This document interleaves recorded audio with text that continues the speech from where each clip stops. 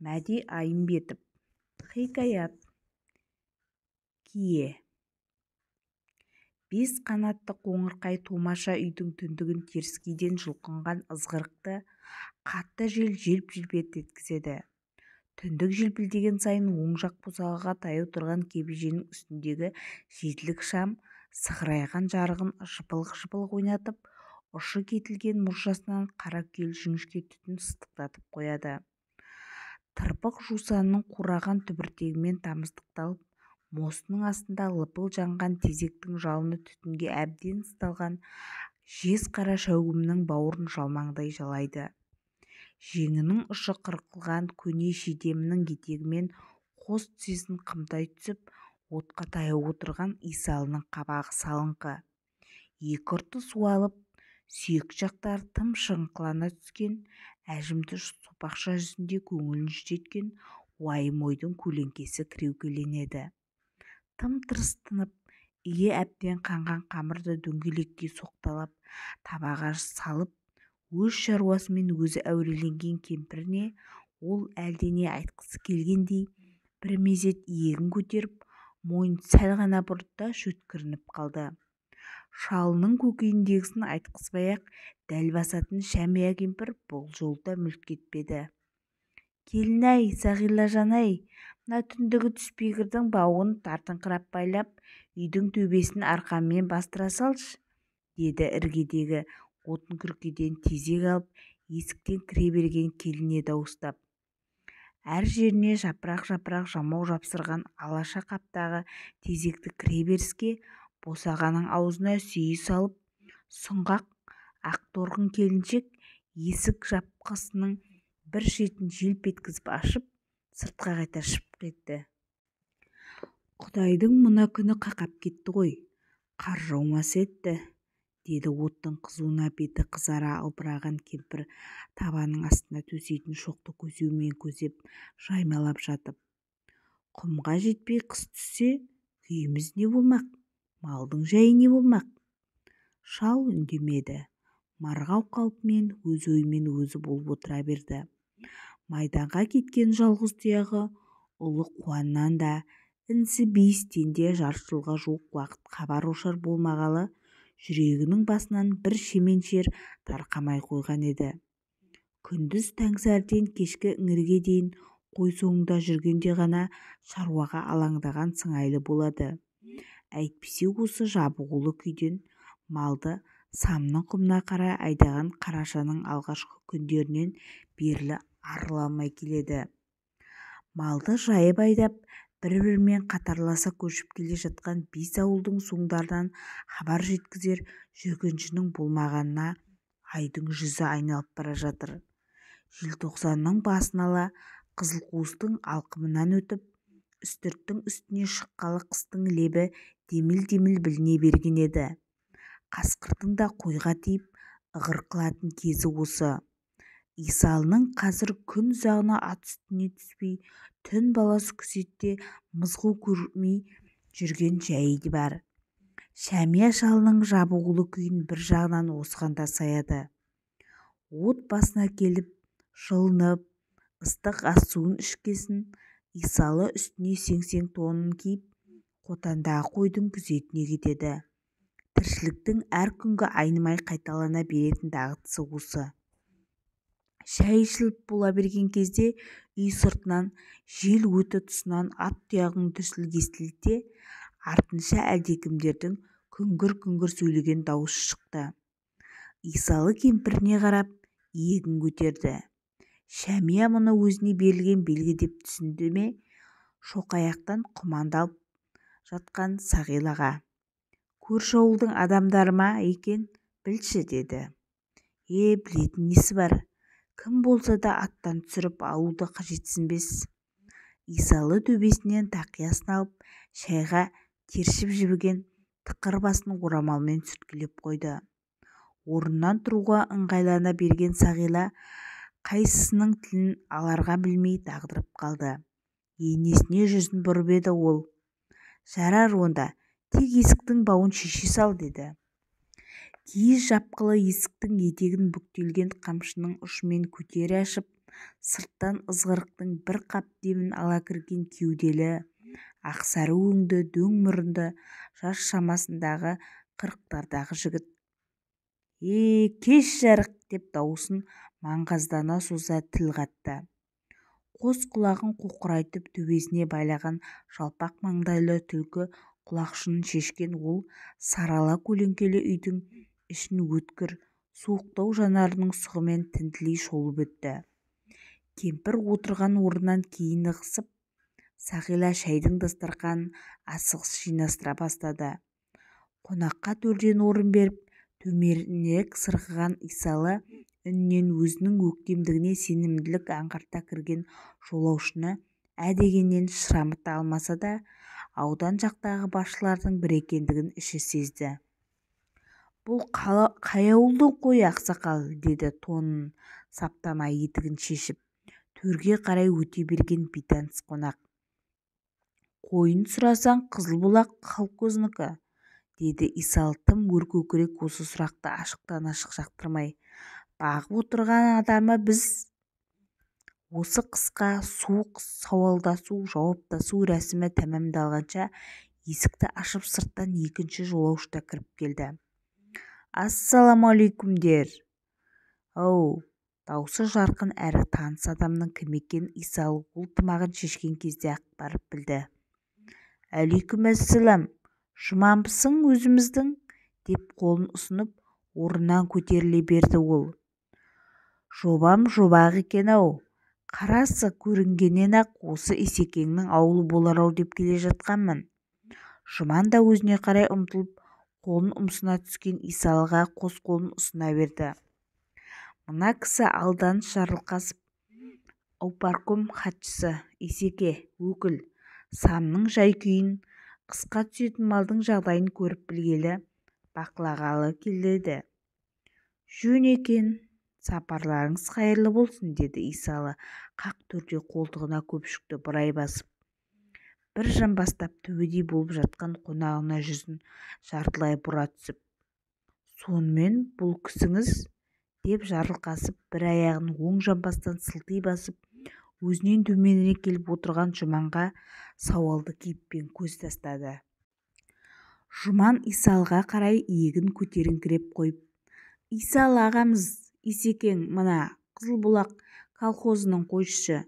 Көшіп келе жатқан сол колхоздың 5 отар қойының соңындағы бас көтерер кісі осы. Мынау Жәмия жеңгеміз, мына бала сірә келіндері болар, жаңылмасам», деді.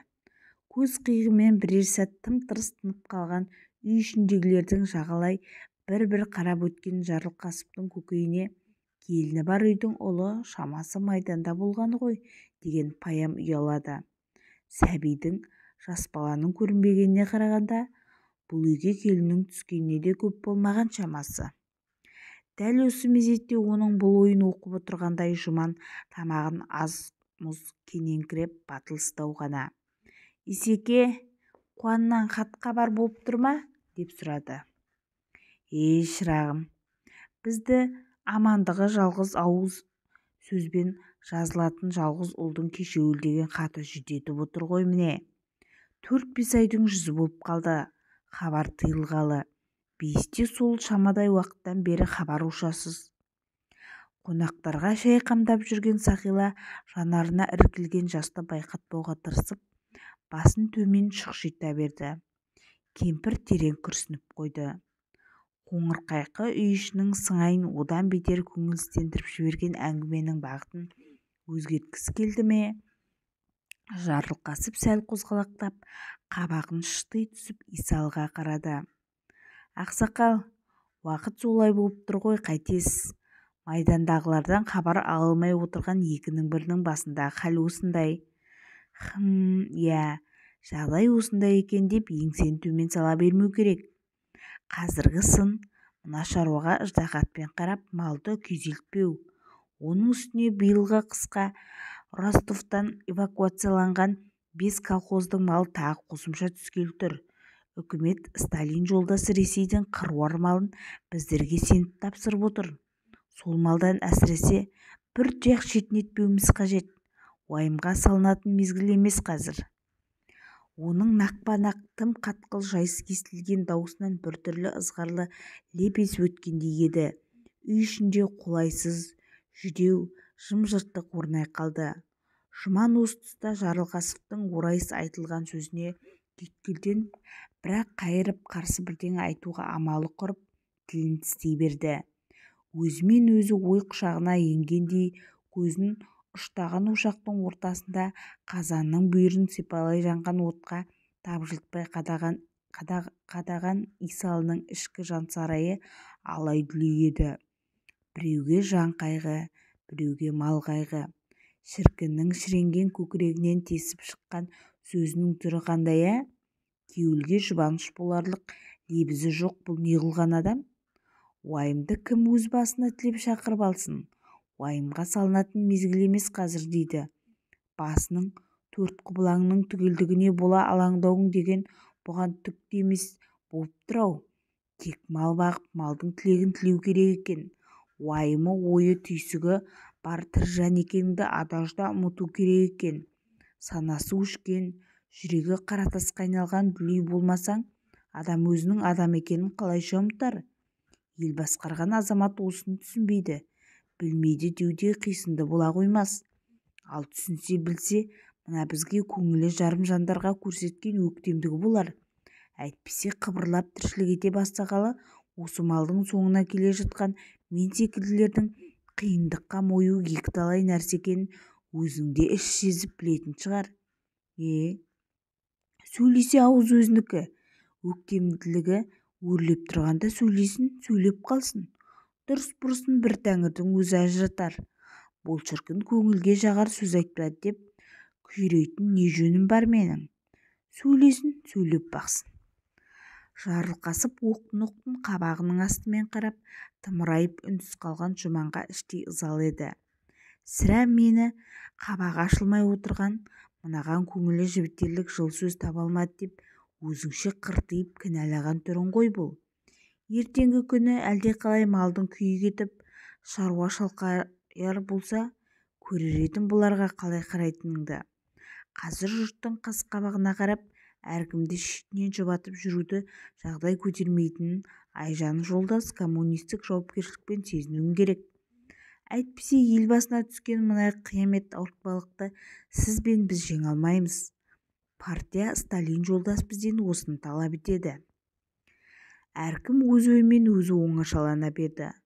Жұман мен Исалының арасындағы оны-мұны төңірегіндегі бірер тіл қатысулары болмаса, шайда үнсіз отырып ішіліп, одан соң үйтілген семіз ісектің құйқалы еті де үнсіз отырып желінді. Ас-судың дастарханы жиналып, Сағила қонақтарға төсек салып, жатын орнын қамдауға кіріскенде, Исалы тұлыбын жамылып, қотанға түнгі күзетке кетті. Жұман қаңтарылып, суытылып тұрған аттардың арқасын ертен босатып, төңіректен ұзамайтындай қылып іштерлеп жіберді. Үстір-түстінің құбылысы қызық.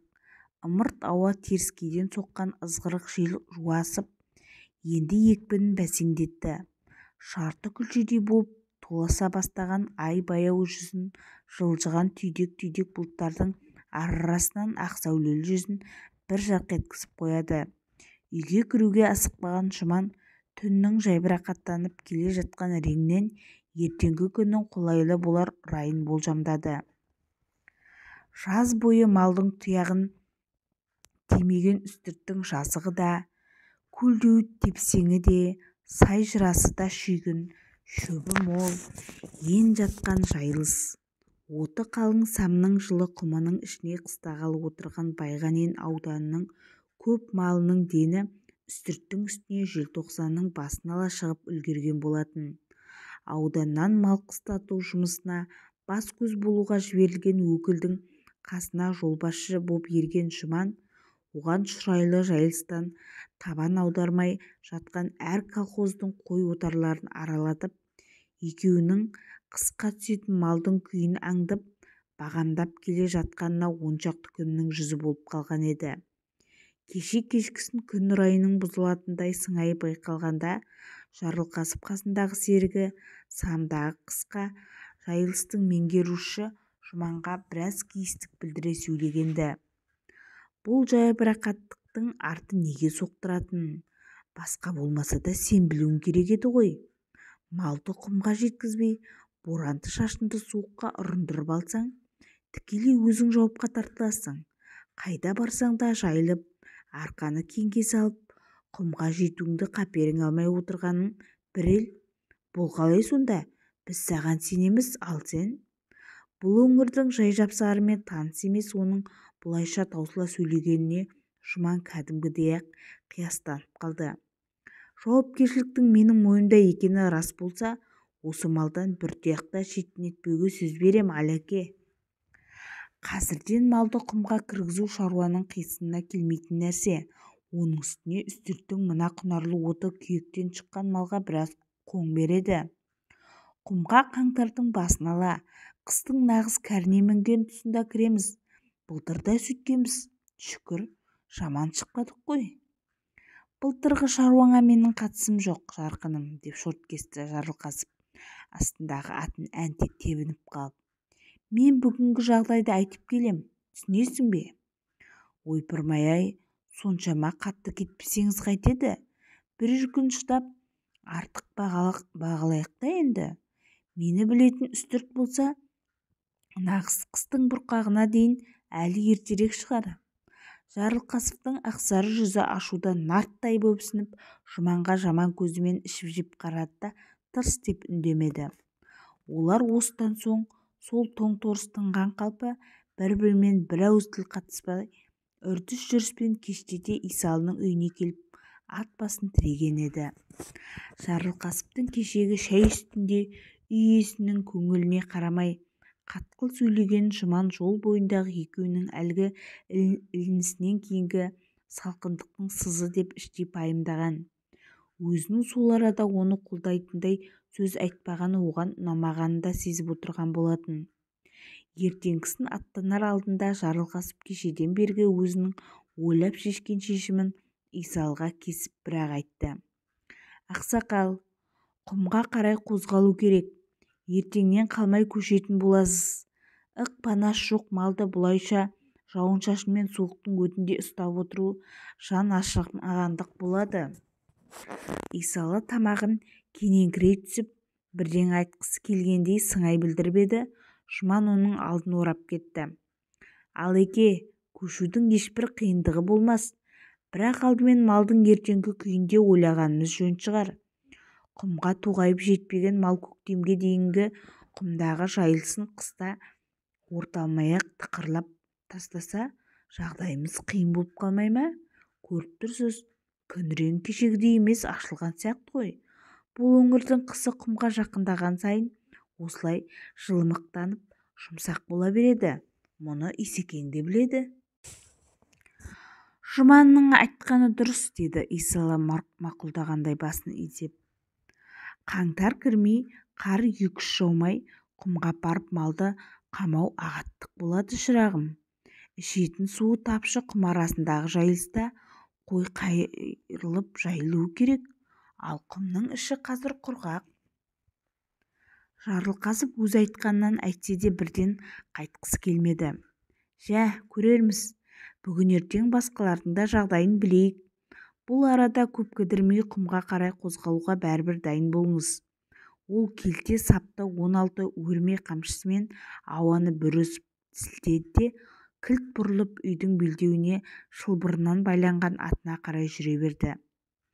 Үстірт үстіне шығып, оты мол жайылысқа бауырлаған малдың тоқ, қоңды жағдайын үдере көшуге асықпаған қойшылардың сыңайын көрген Жарылқасып өзінің қаупінен сейілгендей болды. Әйтсе де ол Жұманға сыр бермеді. Мен қателесіппін, сенікі жөн екен деген мойындау, мақұлдауды айтуға бірбеткей үстемшілдеу мінез еркі жібермеді. Осы күндері қасына жүріп, жол бастаған Жұман бәрін өз көзімен көріп, қысқа түсетін малдың күйіне қатты жай-жапсарды Жарылқасып қойшылардың өз аузынан естісін дегендей жүрген жерлерінде сөзге көп араласпады. Жер жағдайын жақсы білетін ол Жарылқасыпты бас-аяғы бір жұманың ішінде үстірттегі жайылыстың ұңғыл-шұңғылына дейін түгелдей көрсетіп аралатып шықты. Олардың ендігі бағыты Сам құмы, қысқы жайылыстың орталығы штабы тұрыш еді. Астарындағы ұзақ жүріске шыдамды жарау айғырларды сар желіске салып айдаған екеу бесін-ауа құм шетіне ілікті де сол күні ақшам шамырай тұрышқа жетті. Тұрыштың басындағы мекенде бас көтеріп тұрған бірде-бір баспана жоқ. Аралары 15-20 қадамдай қаз-қатар жатқан 4-5 төмпей жертөле өздерінің тіршілігінен хабардар етіп, шошайған қиқа-жиқа мұржаларынан түбін шұбалтады. Әр жертөленің маңайында малға қамыстан қоршаланып салынған төбесі ашық ықтасын қаша қалқияды. Жұман үстірттен үрдіс-жүрдіспен келіп, құм арасында бұйыққан тұрышқа қарай атының басын бұрғанда, қыстың қысқа күні шолтаң етіп, көкжиек қызғылт реңденіп қалған мезгіл болатын. Жарылқасып құмға қарай малды жайып, айдап жылжыған қойшылардың көшін өз тағы бір аралап шығуға ниет білдіріп, тұрышқа бұрылмай жеке кеткен еді. Жай кеткен жоқ. Жұманның көңіліне алаң ұялатып кетті. Бірге жүріп 10 шақты күн көлемінде үстірттің біраз жерін аралап, жайылысын, сай-саласын сүзіп шыққан жарылқасып Жұманға өзінің төтенше бір ойын айтты. Осы Самды ауданының барлық колхозының қойы қыстап жайылатын керемет жайылыс екен. Сен де аудандық атқару комитетінің орынбасары Отарбаев Ильяс жолдас та аупарткомның бюросында дәлелдеп, жұртты тегіс ұйттыңдар, рас қой осы? Рас Алеке, ал сонда сіздің бұған енді қазір көзіңіз жеткен жоқ па? Әңгіме көздің жеткен-жетпегенде емес, дұрыс түсін мұны, деді ол сыздана түсті. Мәселе сендер ойлағандай тек қойдың жейтін шөбінде емес, оны бағатын адамның жағдайы қалай болмақ, не сонда? Жұман сөздің артын бағып аңдысын аңдып үндемеді. Атын сипай қамшылап, оған көздің астымен қарап қояды.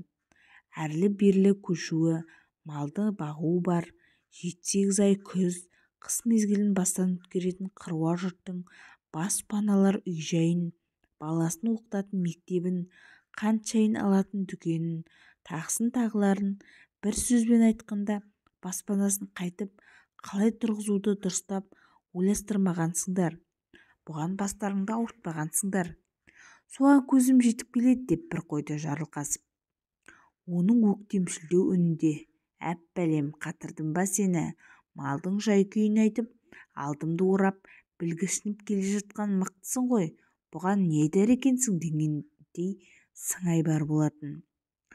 Жұман оның бұл сөздерінің астарында не жатқанын бірден бажайламады. Бажайлағысы да келмеген.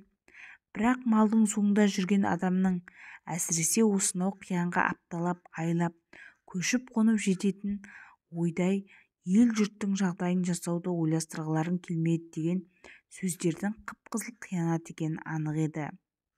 Егер қазір Жарылқасыпқа бұл айтқаныңыз қиянат десе, сөзді дауды көбейтіп алатынын да ол біліп келе жатыр. Жә, ауыз өзінікі ғой, сөйлей түссін деген пиғылмен үндемей қалса да, оның айтқанын қабылдап, өзін кінәлі мойындаған адамдай көрсететінін де түсінді. Осылай үйгідай жағдайда ой тығырығына қамалған Жұман біршама сәт үнсіз қалды. Әрине жағдайдың қиын екені түсінікті. Мұны мен білмей көрмей айтып келе жатқан жоқ. Мал да керек, адам да керек. Бірақ соғысқа кеткен әр азаматтың орнын басқан азын-аулақ жұрттың қамын қолдан келгенше жасауымыз керек қой, деген Жарылқасыптың үні енді сәл жұмсарғандай болды. Жұман оның бет құбылысынан, суық, өткір көздерінен жылт еткен әлдеқандай бір ойдың ұшқынында бір гәптің жатқанын түсінді. Осы гәптің мәнісін Жарылқасып оған тұрышқа қарай бұрылар жерде ашты. Нешеме күннен бері осы үстірттің адам аяғы жетер жердегі ұңғыл-шұңғылын түгел түсіп келе жатырмыз.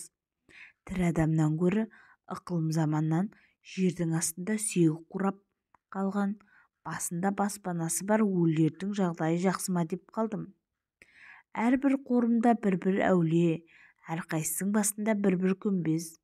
Солардың кірпіш тасын пайдаланса талай баспана тұрғызуға болар еді-ау. Шіркін-ай, сірә жер аяғы кеңейе сөйтерміз. Жұман әнтек бұрылып Жарылқасыпқа жалт қарады. Мына сұмдық сөздерді тап қазір өз құлағымен естіп келе жатқанына сенбегендей раймен қарады. Бірақ Жұманның бұл қарасына ол пысқырмады да елеңдей еткен жоқ. Сол қалшиған қалпынан айнымады. Жүзі марғау, маңғаз, оң қолының білезігіне ілген қамшысын сипан ғана сілтеп қойды. Осы екі арада Жұман не айтарға білмей түйіліп қалды. Айтарын кесіп тұжырып айтқан ол бұдан қолдау күтпеген еді. Өзінің менменшіл өктемдікпен білдірген шешімін мойындап, тек қана мойынсыну керек деп түйген болатын. Жарылқасыптың бұл сыңайын байқаған Жұман сөзін шығындамады. Көңіліне тек осы сәттен бастап беймәлім бір алаң енген еді. Құмның жұмсақ басталған қысы, жаз бойы мал аяғы тимеген неше алуан ащы-тұщы шөптің іріп тұрған қалың оты үстірттен құлаған малшы ауылдың жұртына жер үстіндегі пейіштей көрінді. Былтыр қыс жайлаған жалғыз құдықтың басына келіп үйлерін тіккен күннің ертесіне сәскеге дейін өзінің малы өрістейтін құмның осы бір аумақ аясын шолып бағдарлап шаруаға жайлы болғалы тұрған жердің сайын көріп көңілі өскен Исалының жалғыз ұлынан хабар ала алмай жабыққан қам көңілді жағдайын аз-маз сергіткендей болды. Өзінің орнына қойды бүгін жайылысқа шығарған келіні Сағиланы ол үйге қайтарып жіберді. Атасының қабағы жазыңқы, ашық жарқын көрінген жүзінен әлдебір жақсы хабардың нышанын аңғарғандай болған Сағиланың сезімінде үміттің болмашы бір сәулесі себездеді. Қуаннан, жарынан сарғая хабар күткен жас әйел әлі күнге үміттене қарап, сағынышын үмітпен жұбататын. Атасының көптен бергі осы ашық жарқын жүзін ол әйтеуір бір жақсылықтың ырымына жорды. Томпиып жатқан қоян-жон, іркіс-тіркіс шағыл құм төбелерінің арасындағы жазық, жұмсақ тепсеңдікте бұйыққан бес қанат кішкене боз үйдің түндігінен қылқиған қыңылтыр мұржадан ыстықтаған түтін желсіз тымық күні көкке шаншыла тіп-тік шығады. Төбеден тіке асса үй қол созымдай-ақ жерде. Сағила бірақ асықпады. Қойды өріске шығарған тұстан айналып өтуді ойлап, шығыс беттегі жайпақтау болып біткен құм қырқаның етегін шағыр мен қоян сүйек араласқан шөбі қалың беткейді жағалап кетті. Жарқыраған күннің шұғыласы құм арасындағы қысқы тіршілікті көктем мезетінде жып-жылы тынысқа бөлейді. Күртешесінің омырау ілгектерін ағытып, түбіт шәлісін шешіп, гүлді шыт орамалын маңдайлағын орай басына қайта тартып, ұзын қос бұрымын сылаңдатып күртенің сыртына арқасына тастады. Осы бір мамыражай шақта ол қиялымен өзінің қуанмен өткізген бірер ай қимас сәтке оралып, қас қағымдай болмай өте шыққан сол бақытты мезгілдерді сағынышпен еске алады.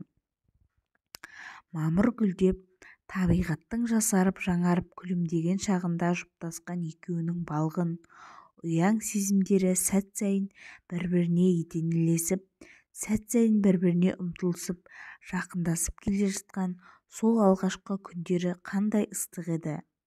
Ілкімді тұйықтау, бойғы көрінген жұқалтаң қаратор жігіттің өзіне әлде таңырқай, әлде сынай қараған көзқарасын Сағиланың тосырыңқырап қалғаны да рас. Бірақ той өтіп жатқан күндері дуалдасқан жастардың көзінен аз ғана мұрсат тасаланып қалған бір оңашалықта Қуан әр сөзін бөліп ежіктеп, «Сен өзің осындай ұялшақ па едің?» дегенде екі беті ду етіп, бұл оған күлімсірей қараған. Ұялшақ емес екенімді осыдан-ақ біле бер дегендей шырай көрсеткен болатын. Ол да жымиып екеуінің алақаны еріктерінен тым тартылыс күшімен бір-біріне жанаса берген еді. Сол сәттен бастап айттырылып бұл үйге келін болып түсіп отырған сағила өмірлік жарының өзінің бұдан былай бөтен тосынжан болмайтындығын тәп-тәтті елжір сезіммен түйсінгендей әсерлі күйге бөленіп жүре бергенді. Сол бір әсерлі жарастықтың ыстық та ынтық әсері екеуінің ғашықтық сезімдерін оятып әрі әлдилеп тәтті табысу бақытын екеуіне армансыз сыйлаған қалайша ұмытсын. Жар болудың бал шырындай дәмін соншалықты құныға, соншалықты тоймастай ынтыға татқан екеуі бұл мезеттердің тым қысқа бар жоғы 3-4 айдың жүзі болмай өте шығатын сонда іштей түйсінгендей де болған екен-ау. Қыркүйектің ортасында Қуан әскерге шақырылып, соғыс қияметінің алдарты болжаусыз сапар жорығына аттанып кете барды. Тұңғыш рет аналық түйсінуді қос анарын дерттеріне шымырлата байқатып, бойына біткен тіршіліктің нәзік бір тынысы Қуанмен жұптасқан қимас күндердің ыстығын, қуатын сезіндіргендей, сыңарынан ажырап, жалғыз қалған жалқы басына іштей бір медеу жұбаныш болғандай еді-ау. Бірақ бұл жұбанышында ғұмыры тым кеп-келте болып шықты. Самға қарай көшіп бара жатқанда сол бір қарашаң басында күздің қара суығы ұрып тұрған күндердің бірінде атасымен бірге қойдың соңында күні бойы сабылып жүрген ол қарлы жаңбырдың астында қалып қатты ауырып 3 айлық шарана түсік болды. Бүкіл арманы мен үміті күйреп, тіршілігі тұлдыр қалғандай халде есеңгіреген оның жүдеу көңілін өксік кеуледі. Сол күндер Қуандың амандығын, тірі екендігін білдіретін бір ауыз сөз жазылған жалғыз жапырақ хаттың келуі аяқ астынан тыйылып, бұлардың уайым мен зарға бастаған кездері болатын. Уайым ойы сарсылтқан жабыңқы көңілдерін атасы да енесі де бұған қанша сездірткісі келмесе де Сағила мұны біліп сезді. Әйтсе де ол сол кезде де қазір де өзін томаға тұйық ұстамауға, қоңырайып кірбемеуге барынша тырысып-ақ бағып жүр. Осылайша бірін-бірі демегенсіп, бірақ әрқайсысы жүрегін езген мұңнан іштей күйреп жүрген жағдайларда бар еді. Атасының жаңағы ашық жарқын көрінген қабағы оның көңілін мұң көлегейлегеннен сәл де болса артқандай, жақсылық лебізін сәл де болса сезінткендей. Сағила үйдің белбеуінде шылбырынан байланып қаңтарулы тұрған Қаракөк атты анадайдан көргенде тосын бір сезіммен жүрегі аузына тығылып атқақтай жөнелді. Үстірттің үстінде көшіп келе жатқанда сол жол өздеріне соғып бір кеш аялдап қонып кеткен басшыларының бірі тағы да оралып ат басын бұрған не екенін белгісіз. Ол Қуаннан бір жақсылық хабар болғанға жорыды. Тез-тез жүгіре басып үйге жетуге асықты.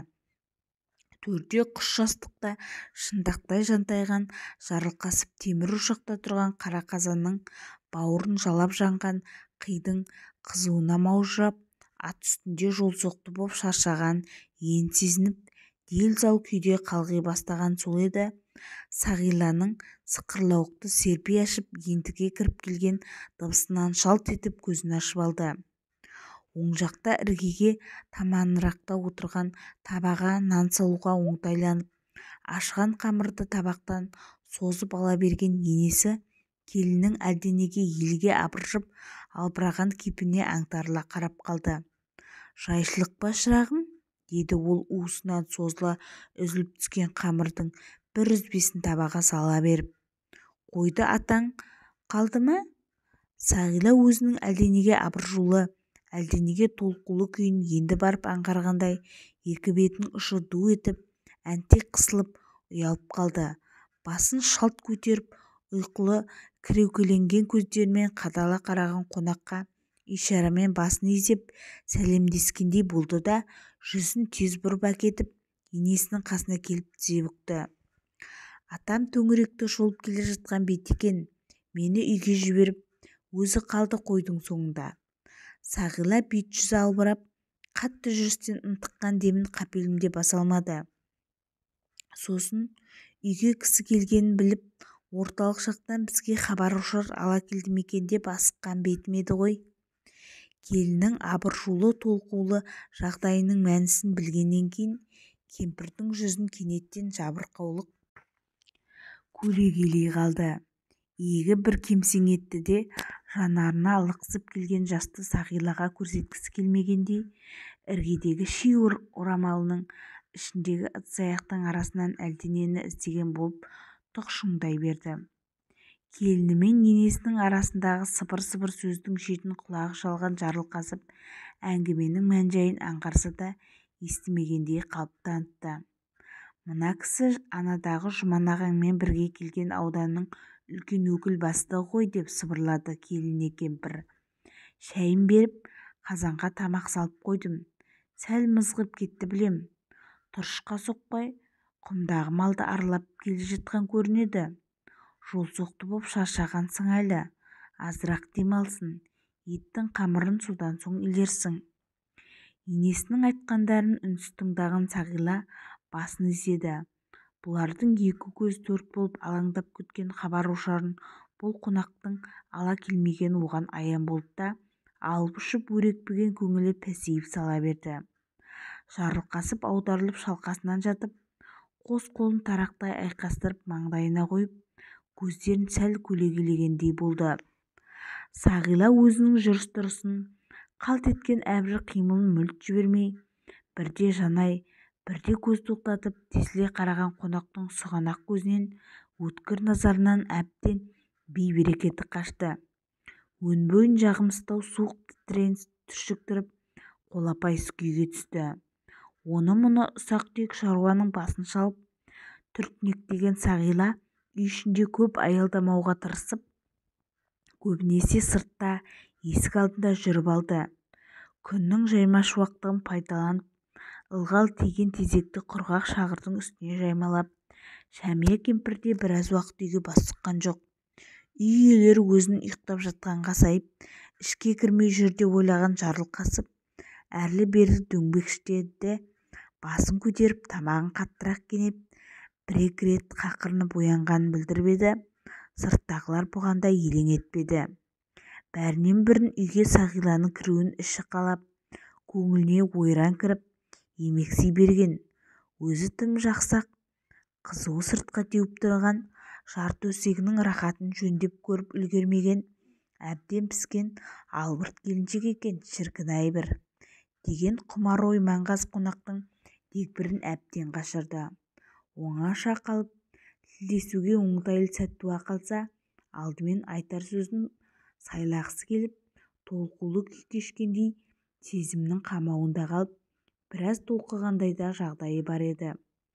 Қалқам, неғып жабырқаусың десе қалай болады, әлде басқаша бірдеңе айтсам екен. Өзі бірақ адамға тіктеп қарай алмайтын тым ұяңдау бірдеңе сияқты ма, қалай? Өзіне назар салғанда, көңіл аударғанда мүлдем байқамайтын, көзінің ұшымен ғана болса да аңғарып көрмейтінін қайтерсің? Осылайша оңашада ойы он саққа кетіп, ол өзінің Сағилаға деген тәтті дәмесінің шырмауынан шыға алмай, толқу-толқынысқа түсті. Ене, атам шай шу ішсін деп келіп қойды, кешке дейін мен жая тұрайын. Әрі қазір барып үйге кісі келгенінде хабарлайын. Сырттан Сағиланың даусы естілгенде Жарылқасып басын көтеріп елең ете қалды. Әріректен әлдене деп күбірлей жауап қатқан кемпірдің сөзін ол шала естіді. Сірә келіннің айтқанын жөн санаған сыңайлы. Ол орнынан тез тұрып етігін киді. Иығына сыртқа қара былғарымен тысталған қасақ ішігін іліп сыртқа шықты. Сыртқа шықты да құмның ішіне кіріп ұзап бара жатқан Сағиланың кеткен бағытын аңдып, үйдің белдеуінде шылбырынан ұзын арқау етіп байлап, қаңтарулы тұрған атының арқасына ерден босатуды ойлап, солай қарай бұрылды.